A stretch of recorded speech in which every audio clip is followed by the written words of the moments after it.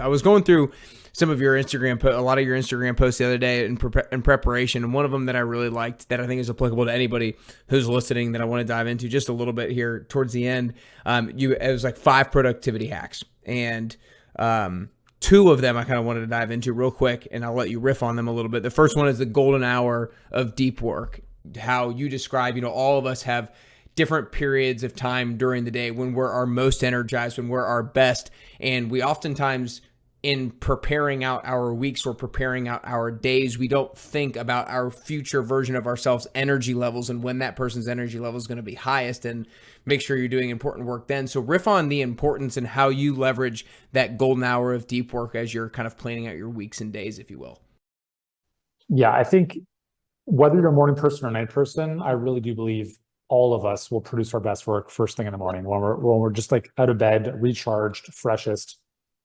And it's about, everyone has their own routine, their own process, that's fine. But it's about, I believe it's about reducing the amount of time between I get up and I get into deep work. Mm-hmm. So, some people have an elaborate morning routine, that's cool. But in my experience, if you just get right into the most important work, you can get 2 hours of work done and then your day can almost be done. Like the amount of unproductive nonsense that happens throughout most of the day, like task switching and doing all this and like these little menial tasks don't really move the needle forward. Versus if you get up, you get right into deep work. And one of the things that has helped me is just setting up my environment to win. So that means I use an app on my computer called Self-Control. To the best of my ability, I turn it on the night before and it turns off all websites that I do not want access to, which is pretty much everything other than Google Docs. So in the morning, I'm like, okay, I'm going to create. So I'm going to be writing, I'm going to be thinking, I'm going to be strategizing. And that's the most important work for me or most of us founders or leaders to be doing. So the other cool thing about this is for a lot of people that are transitioning to building their business or growing their business, or they're moving online from offline, the first part of that journey is like you're working 2 jobs. Like you have your existing, whatever you're doing, plus the new thing. What I found is that that's actually an amazing time to do this, because if you have 2 hours of focus work in the morning to build your dream, you have a hard stop. Like you got to get to your job, for instance. And that's actually a really amazing thing to have. It's good to have those hard constraints versus if you have all the time in the world, you will waste most of it.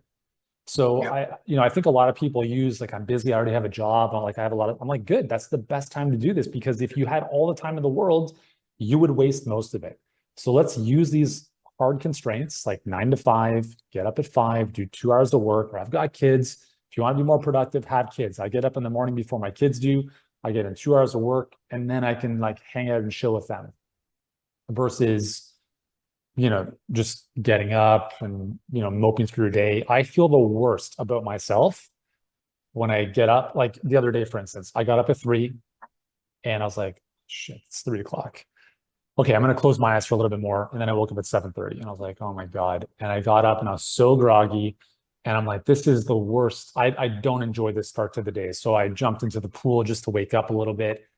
And it's 9 o'clock. I haven't even started anything. I'm like, what's going on today? So there's days like that I don't really enjoy. And I just feel, for me personally, so much better when I get up early. For me, it's 5 o'clock. I get into the work, 2 hours, like whatever that is. And then the rest of the day is just bonus gravy. It's all good. So that's, if you think about it, 2 hours in the morning, that's 60 extra hours a month. That's like a week and a half of full-time working. Yeah. That's a lot of time. So no, that was great. 100%. And I agree that constraints are so valuable in so many ways. I've heard the exact quote. It might be the work expands to the amount of time allotted for it. It's like if you have 8 hours to get something done, you'll take hours to get it done. If you have 2 hours to get it done, you'll get it done in 2 hours. And I think that's just so true.